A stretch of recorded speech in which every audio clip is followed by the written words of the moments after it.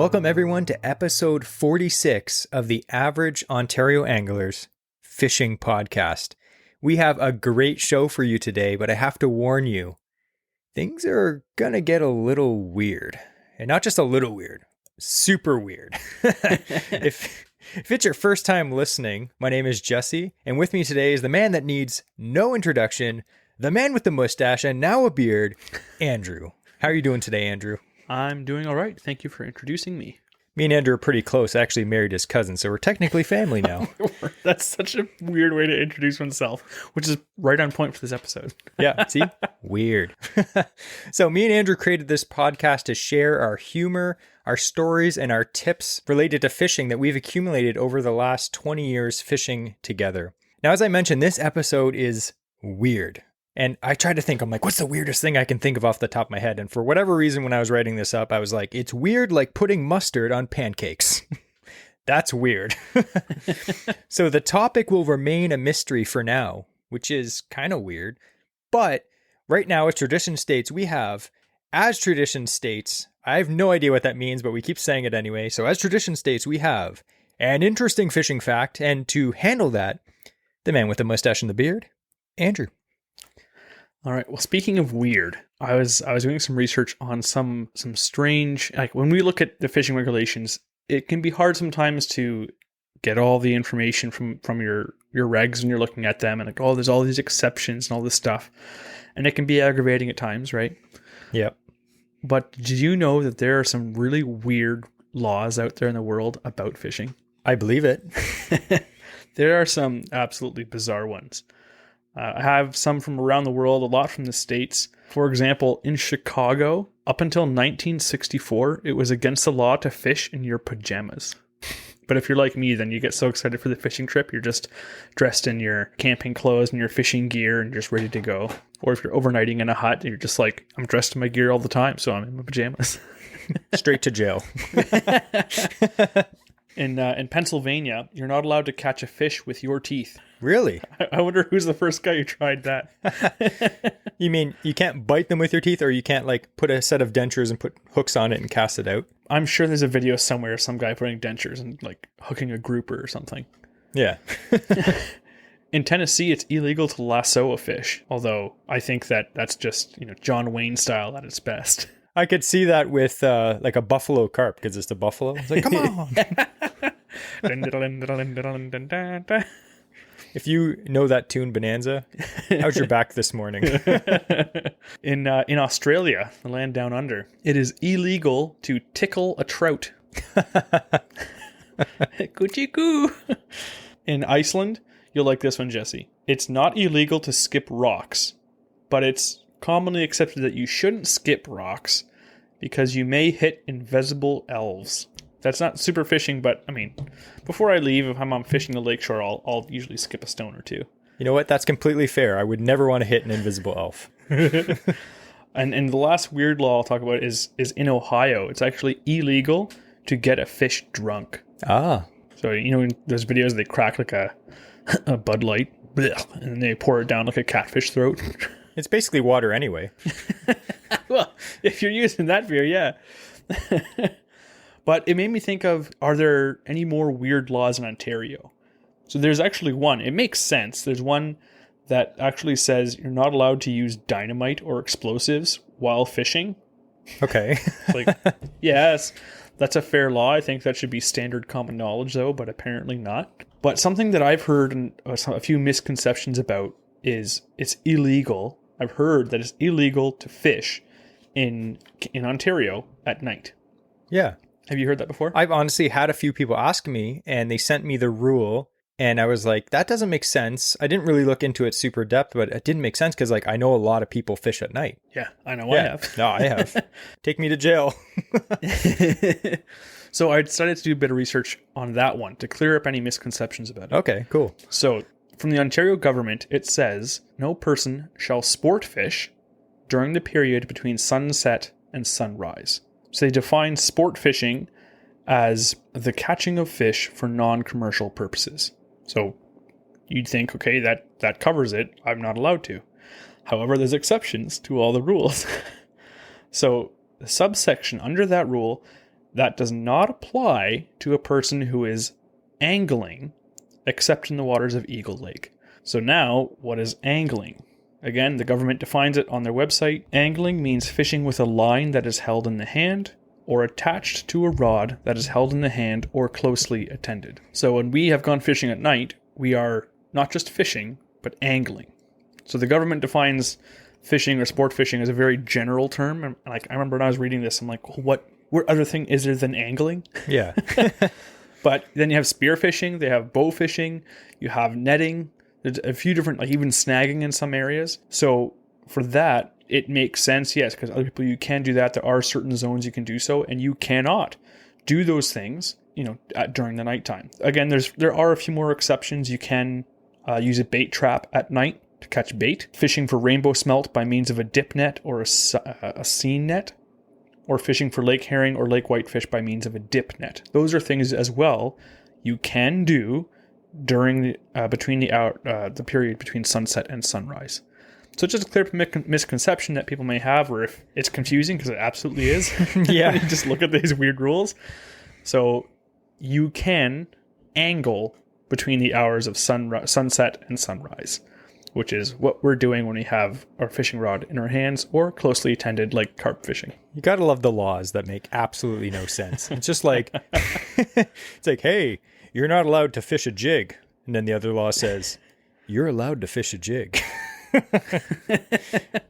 Oh man, that's a good one. Cause I honestly, like I said, I've had people ask me and say like, hey, it says in the law says that you can't fish at night, but then you open like any fishing magazine or any fishing show and they're like, oh yeah, fishing for night for walleye or for salmon or whatever like that. That's a common technique. So if it's illegal, why are they doing it and promoting it in popular literature and TV shows? So that's a good one. Like Ontario out of doors. Hey, fish at night. But you said it's illegal. Straight to jail. Yeah.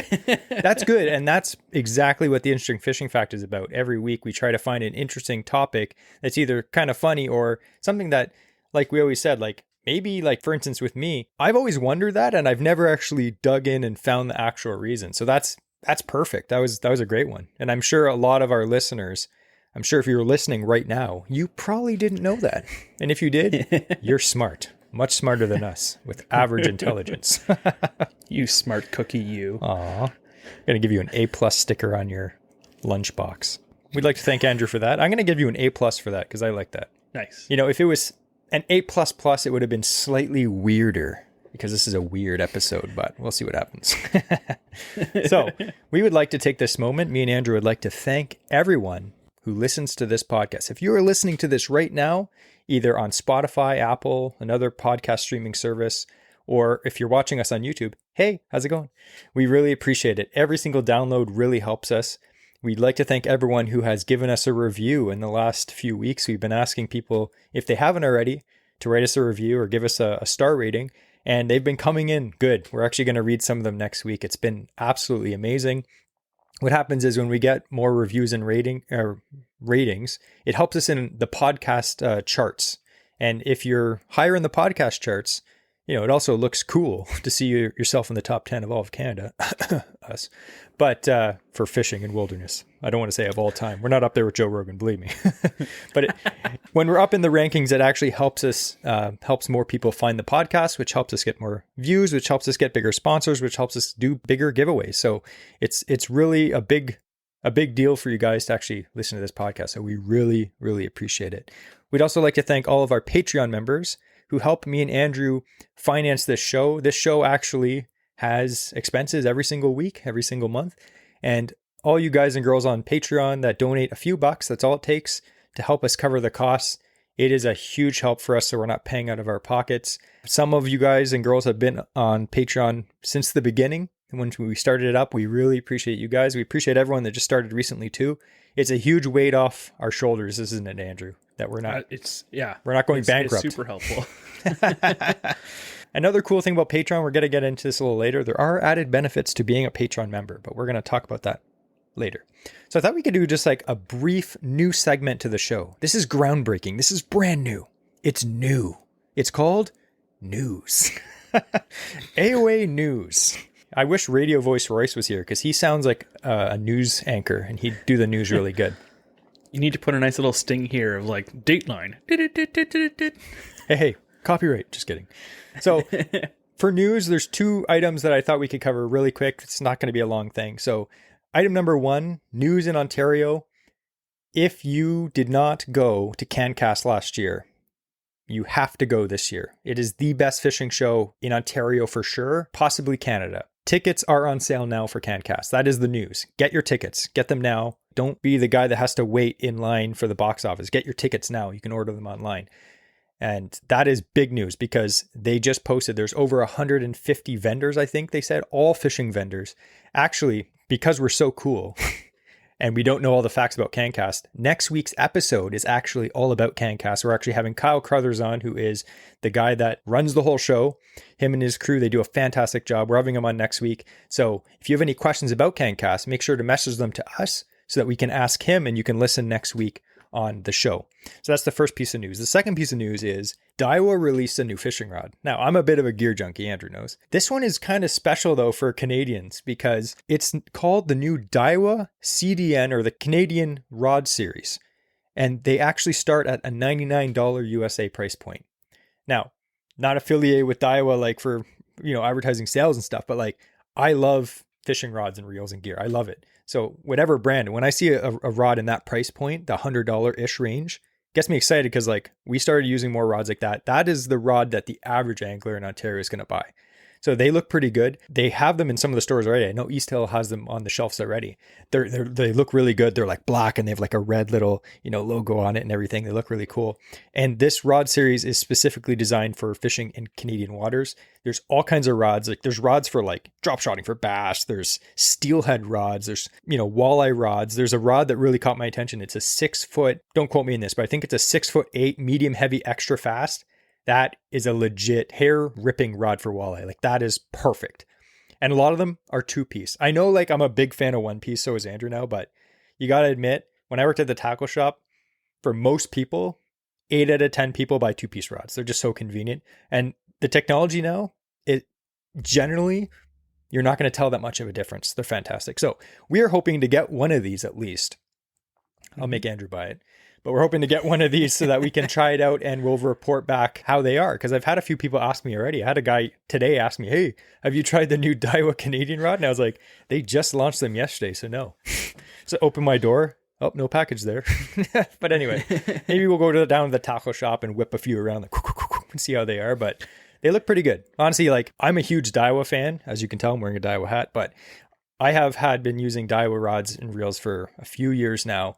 And I have probably like 10 of them. It's kind of an obsession, but we'll report back. Love that price point of gear. Anyway, absolutely. Maybe Andrew and me will both get one. Then we'll have a sword fight. That's weird. See, this podcast is weird. All right, so let's get into our main topic. So we're going to talk about, like I mentioned, weird things. More specifically, weird things that you could encounter or catch while you're fishing in Canada. Now, some of these things, I may warn you, they may terrify you right down to the bones.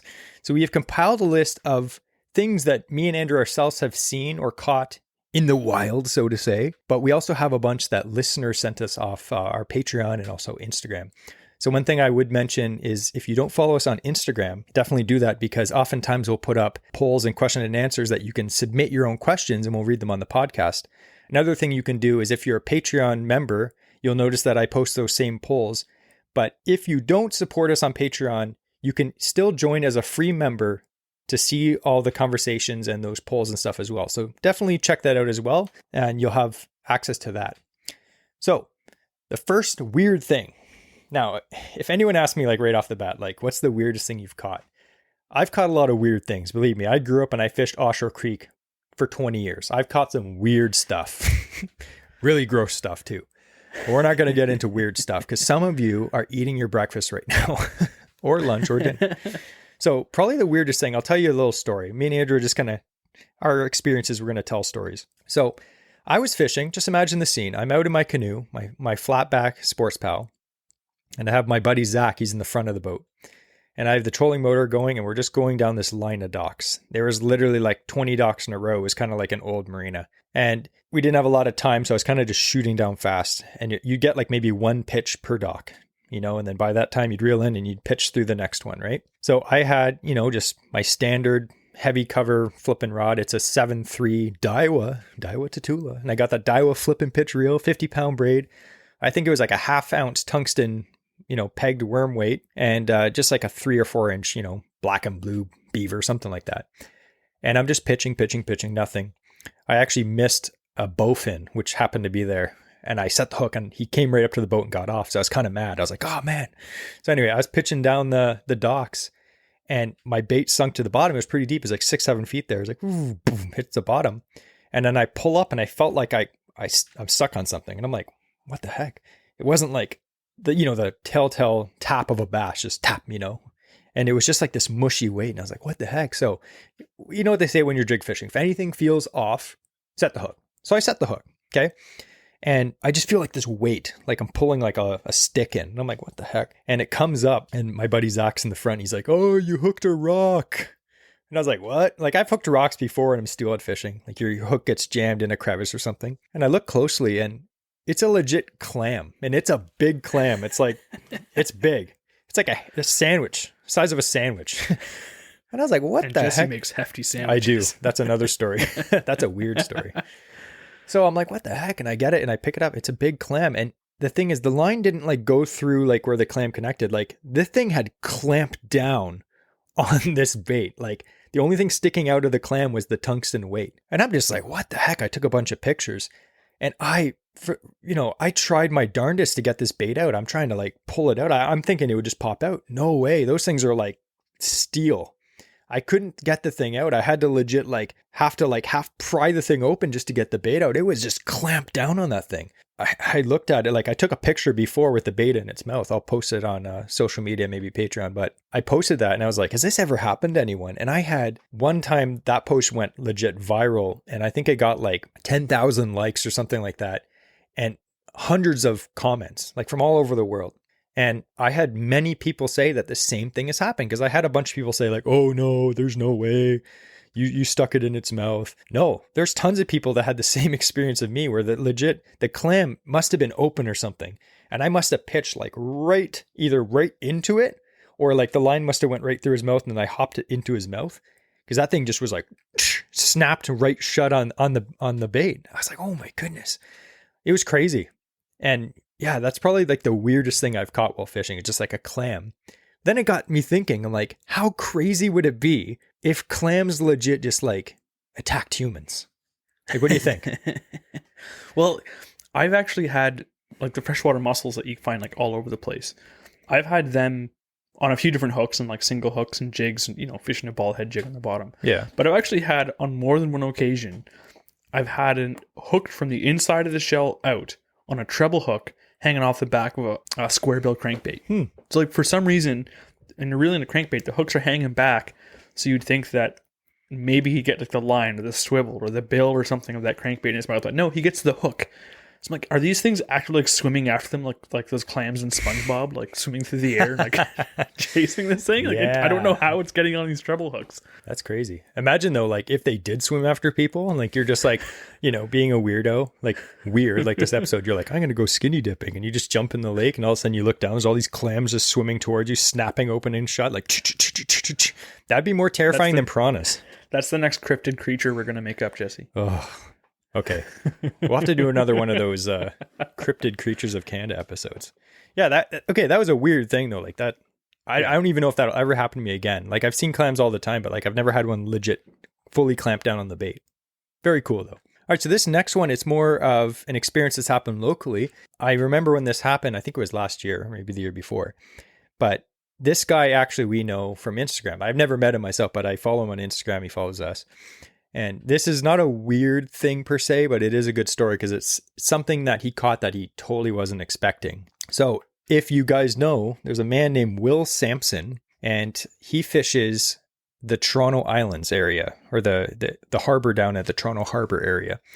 Now, if you know anything about that area, not a lot of people fish it. I'm pretty sure you need like a harbor license or something to even like have your boat in there. I'm not 100% sure, but there are giant pike in there, like big ones. There's also like bass, like walleye. They catch bowfin and like big bowfin. Like there's really good fishing in there. I remember walking around Ontario Place and you just looking like all the marsh areas and you'll see like pike and stuff swimming around. Like, oh, like, I want to fish it so bad. Yeah, no, like there's very big pike in there. So anyway, if you follow this guy, his name is actually, I think it's like Outer Harbor Angler on Instagram. You can see some of these giant pike that this guy catches. The guy like lives near there and he fishes it a lot his whole life. Caught a ton of big pike in there. But anyway, he was fishing there. This is from an article on CTV News Toronto.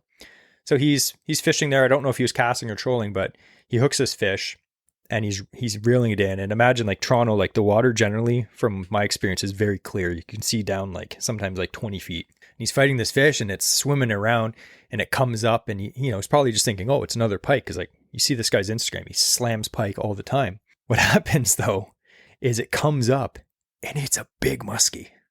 Now, why is that weird? It's not weird. You think, oh, it's Lake Ontario. Everyone says, oh, everything's in Lake Ontario. That is true. But in that area, in Toronto Harbour area, again, this guy's been fishing there his whole life. He's never caught a muskie. And it's, for most people, I've never heard of anyone catching a muskie down there. I'm sure someone has, other than Will. But catching a muskie down there is extremely rare, like very rare. Like you could fish a lifetime, not even see one. You could probably fish 10 lifetimes and not see one. So he brings this muskie in and he said his knees immediately became like jello. Mine too. Man, I'd be like peeing as I put it in the net. Like, oh my goodness. Yeah, that'll happen with a muskie. Yeah. So he caught this muskie and it was 20 pounds. It was a big one. It wasn't like a massive 50-incher, but it was a sizable fish, 43.25 inches, which is a very respectable size muskie anywhere. And if you see the picture, we'll post it on social. It wasn't just like some old beat up dirty muskie. This thing was fat and beautiful. Like it was, the markings on this fish were amazing. So it was just like some unicorn muskie that just happened to like the CN Tower and like seeing it at sunset, you know? So he got this muskie in and it was in the Toronto Harbour. He said it's super unheard of. The funny thing is, in Lake Ontario, like we said, like there's tons of muskie in the St. Lawrence, like tons of them. They think the next world record might come from the St. Lawrence because they get huge. And there's also lots of muskie on the Niagara. So like both sides of Lake Ontario, lots of muskie. In the middle, nothing. For some reason, the muskie don't like it. So that's why it was more of like a weird bycatch, catching that muskie there. He said he couldn't pinpoint why there was a muskie in the Toronto Harbour, but notes there are a lot of them in, again, the Niagara River and near the end of Lake Ontario, near Kingston. So I thought that would be really cool because I think like generally most of us go fishing and we're like, I don't care what I catch. I just want to catch something. You know, some guys would be like, I'm bass fishing, but hey, if you catch a pike or if you catch a walleye, you're just like, yeah, this is awesome, right? But catching something that you 100% don't even think as a possibility, like a clam, that's just so awesome. So definitely check that. I'll post a picture of that on our social media. It was a beautiful fish. So congratulations to him. It's always funny when you see someone like on the news or something and you don't know them, but you're like, hey, I know that guy. Yeah. So anyway, you have the next one. So what's the next weird thing that you could possibly catch? So I know I've done this a few times and I know you've caught some like this too, Jesse, and oftentimes I catch it when I'm frog fishing and it's catching a bullfrog. Like that happens all the time. And it's actually some pretty interesting facts about it. I know a little while ago I had kind of a fun fact or a fishing fact on the hibernation habits of frogs. So this is a kind of a bit more information about bullfrogs. What was that word that you kept saying for the bullfrog hibernation? Hibernaculum? The hibernaculum is the area they will choose to hibernate in. Yeah. Science. Good. All right, good memory, Continue. So the American bullfrog is the largest frog in Canada. And adults can reach 20 centimeters in body length. The appetite of the American bullfrog is often described as voracious, much like my own. Yep. So they hunt their prey using a sit and wait strategy and will attack any animal smaller than itself that passes by. And I love that because, like, I know for me, or you normally hear of, you know, fish or whatever like that. It's like, oh, they'll eat anything that'll fit in their mouth. It's like, okay. It's like bullfrogs. They'll eat anything that's just smaller than they are. It's like, that's still huge. So a large part of their diet consists of other frogs and often other American bullfrog, tadpoles, and juveniles. And that can comprise up to 80% of their diet. Wow. They also eat, though, invertebrates, mammals. I've seen one eat a mouse too. Occasionally birds. And as tadpoles, the bullfrogs, they'll eat suspended organic matter such as algae and small aquatic invertebrates as they're growing up. Now, what's interesting is, like, we've caught them accidentally, but you could do so purposefully because there is a bullfrog hunting season from July 21st to October 15th. So in any part of Ontario, except there are some restrictions, you can look at the regulations, but the regulations are for the hunting regulations. Now what's interesting is that's in the hunting regulations, but bullfrogs may be taken for personal consumption under the authority of a valid sport or conservation fishing license. Ah, that makes So sense. you need a fishing license to harvest them, but if you want to know where to go, you need to look at the hunting regs. That's another one of those awesome, not confusing at all laws. So a person may take bullfrogs at night without a firearm and may shine a light for that purpose. Generally, it is illegal to harvest frogs in provincial parks or crown game preserves. But it's cool when it talks about finding them with a light at night. Have you ever shone your flashlight out in the water, like on the shoreline at nighttime? Yeah. When you're camping. You see the eyes? And it's, their eyes, like white eyes just glowing. Like you look in the daytime and it's like, I've found like about a dozen frogs on my campsite. You go at night, there's like, I'm surrounded by like hundreds of frogs. You know what? It's crazy though. Like bullfrogs, if you think of it, they're insane. Like imagine if they were slightly bigger. Like they're already big. Like you see bullfrogs that are just legit. Like they must be multiple pounds. It's so hard to hold them. Like you'll have them in your hand and they'll kick out of your hand. And that's why, as a grown man, it's hard to hold them. Yeah, and that's why people like catch them and cook their legs. Like frog legs are like, they're literally like chicken wings. Like that's how big they're. But like imagine, because you said like they're pretty much like huge cannibals that are voracious and they put anything into their mouth. It kind of sounds like a largemouth bass, but imagine for a second if bullfrogs were like the size of bears. Like imagine that for a second. Like you have this frog that's just like an ambush predator, just like sits along the shoreline, just slightly under the scum. And then as you're bank fishing, you're just walking along the bank, like, I'll chuck a frog in here. And all of a sudden it just like lunges out and grabs you and pulls you back in. Imagine they're like in the roadside ditches, so anyone on a motorbike is susceptible to this massive bullfrog, like grabbing them and ripping down the road. Oh man, it's true though. I have caught them on weedless frogs, and it's almost like you chuck out the frog. Sometimes you don't even see them, and then they just kind of like rise out of nowhere and just like they literally just like dive onto it and grab it. I'm always like trying to shake it out of their mouth because I don't want to get it stuck in their mouth. I'm like, no, but it happens. Yeah, I was using a weedless jig. And I had a bullfrog. He got it in his mouth like 3 times when I was fishing at the cottage because I was fishing along the shoreline, and he'd jump out from the weeds. He'd get the back of the twister tail in his mouth, and then as soon as they get something, they don't just open mouth and kind of hopes it goes in there. They'll stick their tongue out a little bit. It's not like a chameleon, but they stick their tongue out. They have their mouth open, and then they're instantly grabbing in front of them with their hands, like shoveling stuff into their face. So like within half a second, even if he only gets the tail in, within half a second, he's got the rest of the bait like shoving down his gullet. It's ridiculous to watch. Oh, it's crazy. You know, imagine it happening to you. You're like, raw. I do that with pizza. So, you know what would be really cool? Again, like we like fishing. Obviously, we have a fishing podcast. It's not a frog catching podcast, but I think it'd be really fun, Andrew, next time if we went, say, to like somewhere like Pigeon River, somewhere that has like a lot of bullfrogs.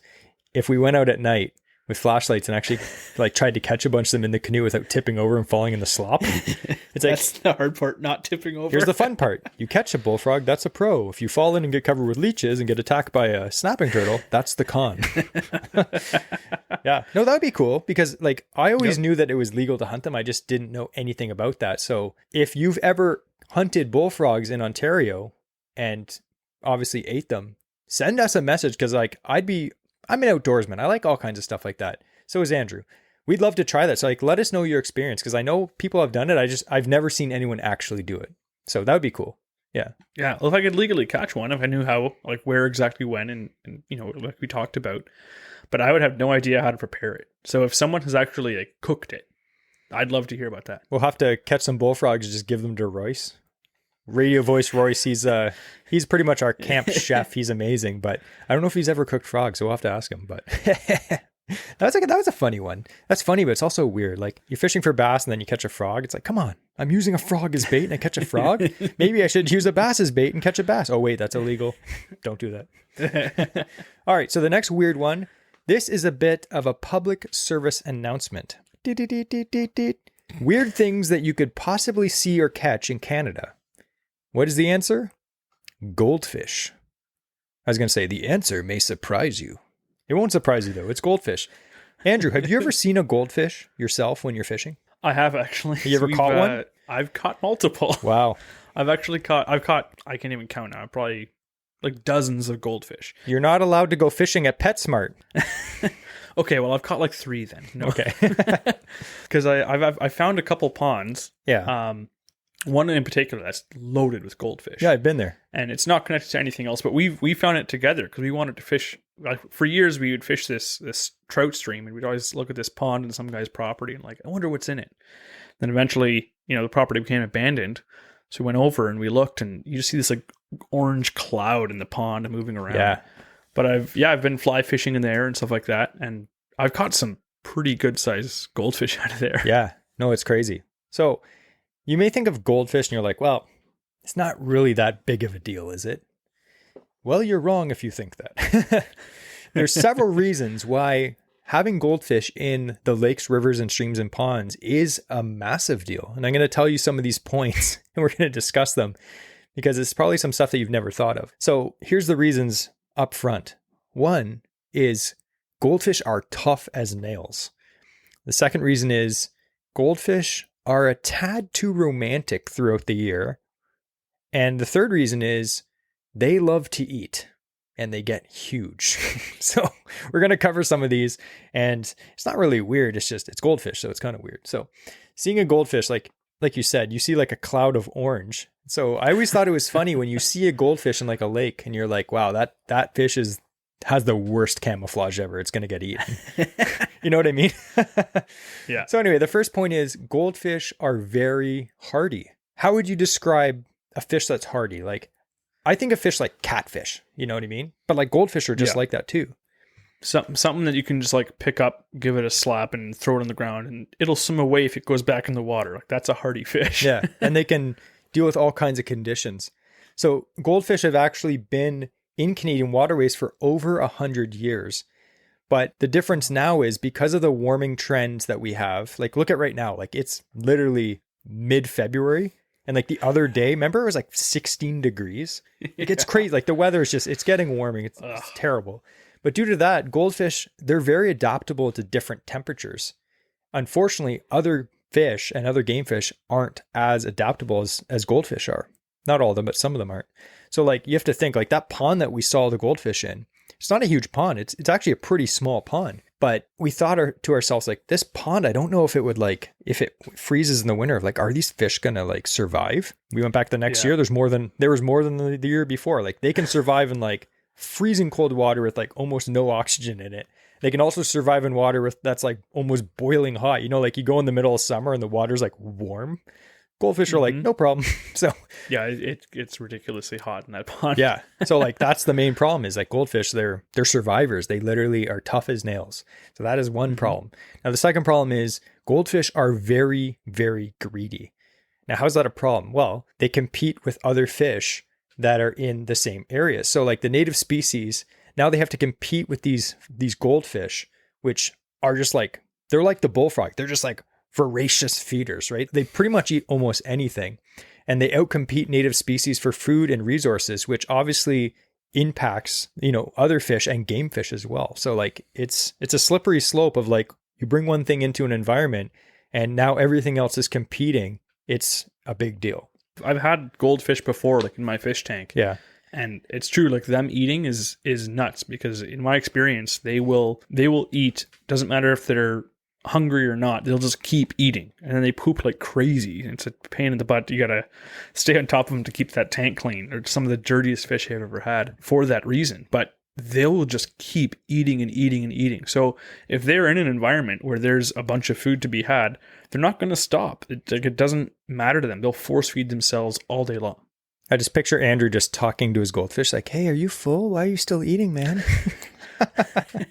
So obviously having this competition with the native species obviously affects the species itself, and it also affects you as the angler. So the more competition for the native species, the harder it is to catch these species. So that is another reason. That's the second reason why goldfish in the lakes, rivers, streams, and ponds is a serious matter. Now, the third one is, we'll keep it PG-13, but these goldfish get too romantic. I try to use my romantic voice. They get too romantic. That wasn't romantic at all. My wife's just like looking at me like, absolutely not. You got to bring in the Barry White. Give us an example, Andrew. You'll never find. Not bad. Bum, bum, bum, bum, bum. So goldfish, they reproduce quickly and are known to exist all across the Great Lakes and the rest of Canada. Now, they're known for having extraordinary reproductive abilities. Imagine if someone said that about you. It's like, wow, you have extraordinary reproduction abilities. Now, there's a aquatic biologist named Erin Carroll, and she wrote that a goldfish's ability to reproduce multiple times per season and quickly balloon in population size has made the small fish, the goldfish, a big problem across the country, including British Columbia, Alberta, and other communities. So the fact that they spawn multiple times a year, like most fish, like, salmon spawn in the fall. They go up the rivers and spawn, and trout spawn in the spring, like steelhead, and like bass spawn in, May or June in Ontario, right? These goldfish, they don't have a time to spawn. They just spawn like multiple times a year. So they almost like multiply like rabbits. Like, people say like, oh, they multiply like rabbits. They just constantly have babies. You have to think it's like you get 2 goldfish and then that becomes even like 4, and then 4 becomes 16, and it just like... Not even though, because like the amount of eggs that you can get out of just one breeding pair. Hey, and then that's exponential. I don't want to do math here. You're doing simple math. I get it. This is average Ontario anglers, not average mathematicians. Okay, come on. Maybe next episode. We're going to start a new podcast called Average Mathematicians. It's going to be terrible. I was homeschooled. All right, so let's go through these points to just remember. So remember, they're super tough. Goldfish, super tough. They're greedy. They eat like pigs. They spawn multiple times a year and reproduce like crazy. And the fourth point is they can get huge. Now, Andrew kind of talked about having goldfish as pets. And like, I'm not like an aquarium expert, but you always have people have goldfish in like a bowl or a tank.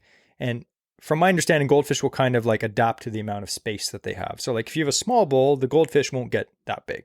Isn't that right? To a certain extent? Yeah. So when you have these goldfish, they can grow much larger than in your goldfish bowl when they're out in the wild. So if you have these goldfish and you're like, oh, it's just a little goldfish, it'll only grow like, 2-3 inches, and you put it in the wild, I'll tell you what can happen. So that same biologist that I mentioned, she said that she's heard reports of goldfish weighing as much as 6 pounds.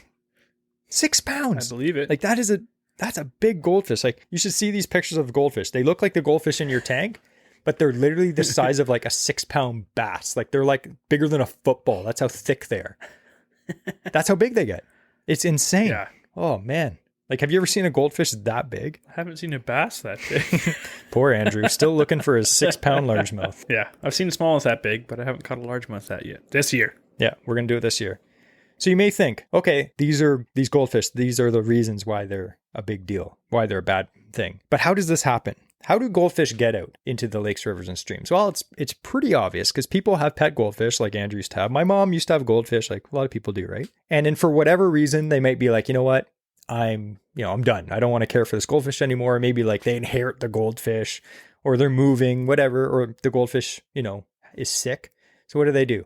What do you do with a sick goldfish? You flush it down the toilet. Like it's pretty, it's sad when you think of it. Imagine just getting flushed down a toilet. Like, just like on Finding Nemo and they're like, all drains lead to the ocean. But they flush them down the toilet, or maybe the goldfish are fine. And they're like, you know what? I'd rather not kill these things. Logically, I'm going to release them into a pond or into the river, and then at least they'll have a chance to survive and have a good life. Unfortunately, releasing domestic species into the wild is a bad idea because at that point, they become an invasive species, which we know. We did that podcast a few months ago about the invasive grass carp, how big of an impact a single invasive species can have on the fishery.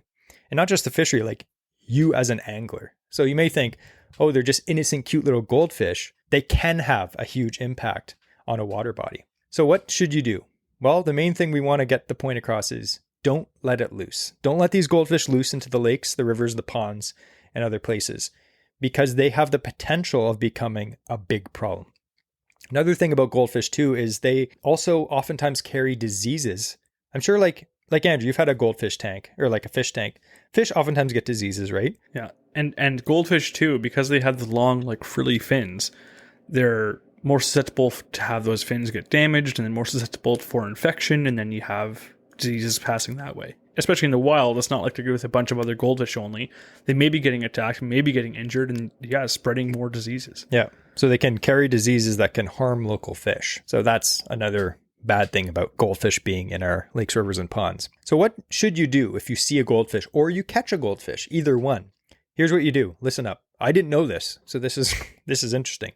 So you can report goldfish sightings and catches to EDMAPS if you capture one. Now, EDMAPS, if you didn't know, it stands for this: the Early Detection Distribution Mapping System. Sounds pretty fancy, but really what it is it's an internationally based web mapping system for documenting invasive species. So that sounds complicated, but I'll tell you, this is fast and easy to use, and all you need is your smartphone. You can literally do this. We're going to link, I always say we're going to link the link, but we're going to put in the show notes the link to this so that you can report. I did it myself. It's super easy to do. Definitely check it out. So the Invasive Species Center wants to see how common it is to catch goldfish in Ontario and Canada. So do us a favor. We're going to put the link below in the show notes. There's a quick survey. This is super quick. Again, I did it myself. It was like 30 seconds. That's all it took. And what it does is it helps them learn more about where people are catching goldfish and what size they are. And it helps them do the research and help prevent them from becoming a crazy problem in the future. So definitely check that out. And one more thing we want to mention on the topic of goldfish, February 26th to March 3rd is the Invasive Species Awareness Week. We're making you aware of these goldfish, but there's a lot more things to be aware of. So make sure on February 26th to March 3rd, you pay attention to the Invasive Species Center's social media and their website for all kinds of informative topics. They always post stuff and I'm like, what? That's invasive? That's crazy. Like stuff that like I don't even know about. But anyway, we'll link their website and all their socials down below so you can check that out. So that's all about goldfish, but I can't stress enough the fact that this is something very important. So you may be thinking, oh, it's just goldfish, but this is a problem. And again, if you've seen one or you caught one, report it. Do the right thing. So the next one is actually, goldfish aren't really weird, but the next one, super weird. And not just like super weird, but like weird with a cape. It's super weird. So if you've seen one of these things, this isn't something you can catch unless you're possibly looking at the Goofy movie of how they caught one, if you remember that. Perfect cast. Yep. Is the Bigfoot. Now, I didn't tell Andrew about this, but I want you to do what you think. Imagine the scene. It's quiet at night. You're waking up. You're camping. You wake up to go to the bathroom and you hear the subtle yet eerie call of the Bigfoot. What would it sound like? Wow. I don't know. That was weird. Good job. So anyway, I got this information about the Bigfoot from the ontarioparks.ca website. And I'll link the link to this article below. And again, not affiliated with the Ontario Parks website or the Ontario Parks in general, but they actually have a lot of good articles on the website. So that's a government website talking about Bigfoot. Yeah. All right. Yeah. So anyway, I was like, okay, whatever. So I know a lot of people are like, oh, where do you guys get your interesting fishing facts or your facts and stuff? It's like, obviously we try to find credible sources and it's the Ontario Parks website. So anyway, I was booking camping and I was like, oh, Bigfoot, what? You know, when they tell you when you book a provincial park and it's like, what this site, like what activities are provided? And it's like fishing, kayaking. And it's just like Bigfoot sighting. Just kidding. Didn't say that. They should add that though. So anyway, this information came from the Ontario Parks website from an article by park naturalist Roger Lafontaine. Guy sounds pretty fancy. I've never met this guy. No offense to this guy. I thought this was kind of funny. Roger is a classically trained biologist and an amateur Sasquatch researcher. So my question is, how do you get from being an amateur Sasquatch researcher to an expert Sasquatch researcher? Like what qualifies you? Like, I want to know why he's not classically trained in the art of Sasquatch research. Is it Sasquatch research or Sasquatching? I don't know. So anyway, he has spent nearly 2 decades researching and documenting the occurrences of Sasquatches in Ontario. Before we get into this, I'm going to ask Andrew this because I kind of know his thought on this, but for everyone listening, for me, myself, if someone literally asks me, does Bigfoot exist? And I think the better question is there a possibility of a Bigfoot-like creature that is smart and has evaded being seen by humans a possibility? I'm going to tell you, I honestly think the answer is yes. That's just my personal, like, if you told me there's some smart animal, like there's smart animals out there. There's some smart animal that happens to have been smarter than us. Let's just think, most people are pretty dumb. Most people have average intelligence, right? Like us. So if you're telling me that there's some smart animal that has been able to evade humans for, hundreds or thousands of years, or even hundreds of years, right? That's not too far-fetched, is it? Like, what do you think? So I don't want to say yes or no that I think Bigfoot exists. However, I will say this. Scientifically, there is an example of something similar happening. Have you ever heard of, in the Congo, the billy apes or Bondo apes? No. So they were discovered in 2003. And they're another form of great ape. Like, they're large. They're not like tiny monkeys. They're large.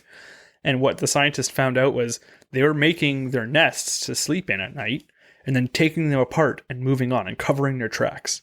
What? So they didn't know that this species existed until 2003. That's like 20 years ago. Holy smokes. Yeah. So that being said, could there be a great ape of some sort, like a large mammalian creature that's living in, the North Americas that could be doing the same thing? Who knows? Like, they've been doing it in the Congo. Yeah. Why not in North America? So yeah, I wouldn't be surprised if they're like, hey, by the way, here's this new thing. 100%. Or like a hyper smart bear or something like that. Like maybe it's a bear, but it's like a super smart species of bear. I think the mystery of it is more intriguing to everyone, right? Because it's like, again, I love conspiracy theories and all that stuff. I don't believe half of them, but it's funny to watch some of these like people that are like looking for Bigfoot. Was an inside job. Yeah. But like you see it's like Bigfoot hunter, and it's like this guy that spent, 30 years in the wilderness trying to get one shot of Bigfoot, and he's like, oh, there they are in the distance, and you just see like a shadow going through the woods at night. It's like, that doesn't prove anything. That just proves that like a fat raccoon just jumped up a tree or something. You know what I mean? Like, they put fruit up in a tree and like, oh, if this is 11 feet high in the tree, so only a Bigfoot could reach it. It's like, I've seen squirrels run away with half a grapefruit hanging out of their mouth. Like, they can carry a lot. That's a squirrel. Yeah. Like, you can't prove to me that just because the crab apple is gone, that Bigfoot reached up there and grabbed it. Let me tell you a secret. Raccoons can get anywhere.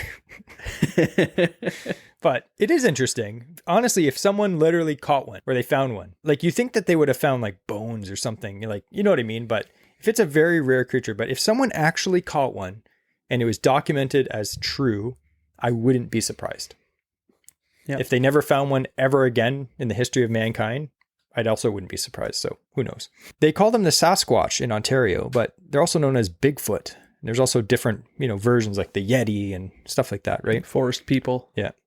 Which, we should do a whole episode on Bigfoot stuff. But anyway, we should. It's described as a large, hairy ape, often like Andrew, right? I've seen Andrew in a bathing suit a few times, unfortunately. I should just start calling you Sasquatch. The funny thing is that they're more commonly known to inhabit Western Canada. So oftentimes the sightings are seen in like British Columbia. Think of like the vast wildernesses in British Columbia. I know like Ontario has that too, but like that's where most of the sightings are seen. But sightings do occur in Ontario. You have to think, Bigfoot, he's got big feet. He can walk. He can walk to Ontario if he wants. I mean, why wouldn't he? We have, hundreds of thousands of lakes. And like most of Ontario is like uninhabited. Like literally, if you look at the population map, it's like right at the bottom and then like just like a smattering throughout the middle. Yeah. So again, he could live there for like, generations and no one would know, right? So it said this, and I thought this was interesting. It said, sightings do occur in Ontario, often made by credible eyewitnesses. By credible eyewitness, does he mean someone that's not a drunk hillbilly? You can believe me because I'm writing this down. I have a theory for why Sasquatches aren't seen. Okay. Maybe they're being eaten by the giant bullfrogs. Oh, that actually makes perfect sense.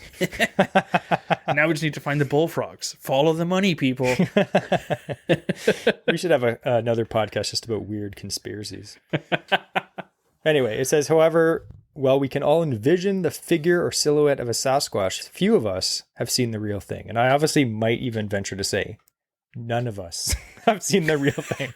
But anyway, again, if you believe in the Sasquatch, I totally get it. Like, I might too. So researchers believe that the Bigfoot is a species of giant ape, or like a relative species of giant apes, which makes sense. That's what Andrew said. Like those, what are they, bonobo apes or whatever? They're like very smart looking creatures, right? So they're usually described as being 2 to 3 meters tall, with long arms, hunched shoulders, no neck, and a sloped head. Kind of like Andrew. Exactly like Andrew. And he's hairy too. But just think, 2 to 3 meters. Like 3 meters is 9 feet tall. Well, an average door is 2 meters. Like your average doorway. If you have something that's 1.5 doors high, measure it like an American, 1.5 doors high is how big a Sasquatch can be. It's crazy.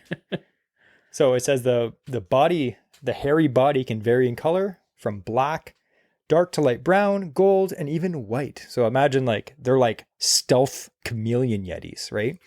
They go up into snowing, all of a sudden they change white. It's like they're sitting in some like leaves in the fall. They're just like splotted, just like a, like how you see those cuttlefish just change colors and stuff. That's why no one sees them, because they can literally blend. Bigfoot also has chromatophores. Yes. You heard it here first. Yes. Every single hair is full of them. Now, again, not making fun of anyone that believes in Yetis. I think it's just entertaining. But anyway. Yeah, they make great mugs. I believe in Yeti. I can't sing. But anyway, I thought it was funny how this article ended. It said, "Don't be afraid. Like you, Sasquatch is out there to get away from it all. So if you get the feeling you're being watched, check that you're exploring the park responsibly and give a thumbs up towards the tree line." So I just picture myself camping in the middle of nowhere, and I hear like a twig snap behind me. I literally just swing around and I'm like, "Thanks, Yeti. Don't kill me." Yeah, that's kind of whacked. But yeah, so if you ever see a Yeti, just give him a big thumbs up. And apparently that's what Ontario Park says is chill. So anyway, we're coming towards the end of the podcast. So I have a bunch of weird things that followers have sent in. But before we do that, I thought I would just give 2 quick stories. And one of them is of a skunk. So I was paddling out my canoe early morning. It was like, bass season, when you go in the morning and it was still dark out, flat, got the mist rising up. I had a popper tied on, I was just like ready to get, and I had to go to the other side of the lake. The lake kind of narrowed down, and I'm paddling along, and all of a sudden I see this thing like swimming across the lake from one side to the other. And I was like, what the heck is that? It looks like a beaver. Like you always see beavers swimming, right? Didn't think anything of it. I start paddling. I'm on my way, and we kind of like we're on an intersecting course, and I get closer and it's small. I'm like, oh, is that a squirrel? Like I've seen squirrels swim before. I was like, what the heck? But it was black and it had a white stripe down its back and its tail was floating. So as I got close to it, I don't know if I was wearing my glasses at the time, but I realized it was a skunk.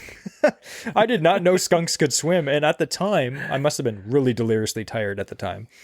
I, for some reason, thought I was going to get sprayed. So I started paddling like fiercely in the opposite direction. Now, when I did that, I spooked the skunk. And I feel bad for him because he had swam all the way across the lake, literally 80% of the way to the other side.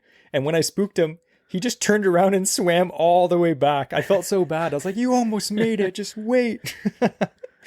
So I felt bad. But yeah, apparently I looked up research. Skunks actually can swim and they're actually pretty good at it. So if you ever see that.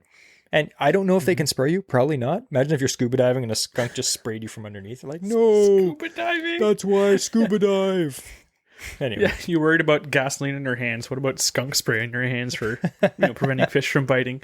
It just turns out to be like the next biggest bass scent. Spray some of that on your bait and all the bass just attack you. Skunk fuel. Yeah.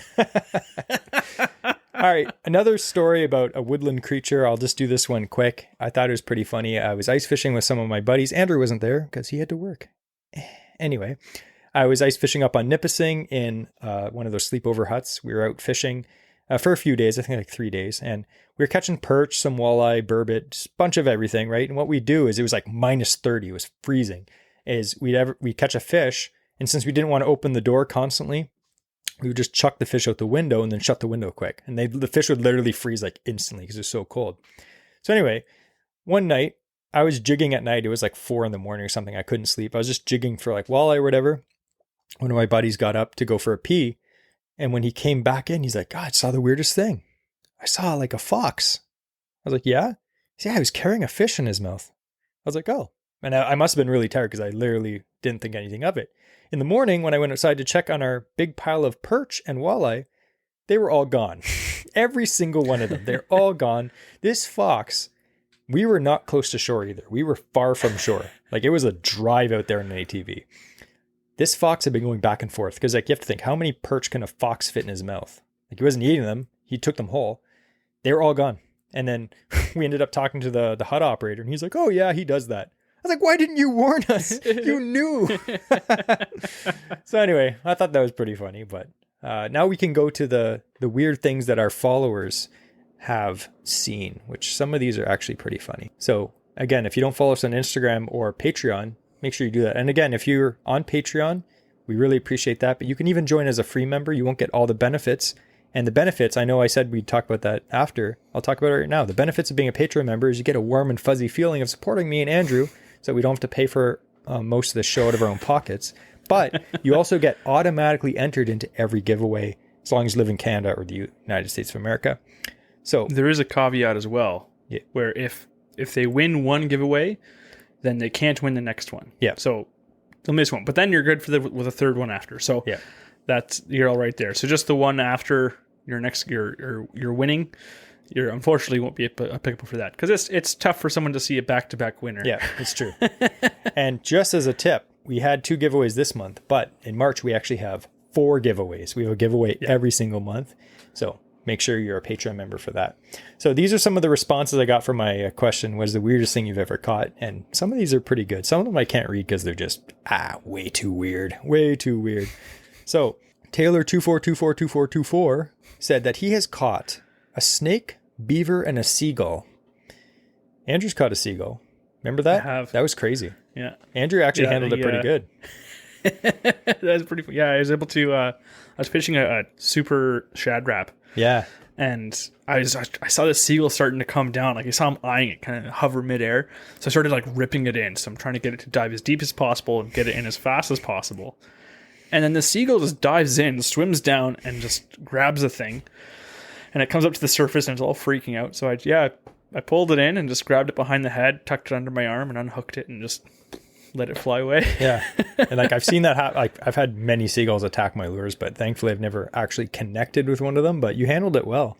A surprise. Thank you. Had a crowd watching too. It's just like, yay, it's the Andrew show. You keep? All right. So Inked Outdoorsman said that the weirdest thing he's ever caught is a $20 bill.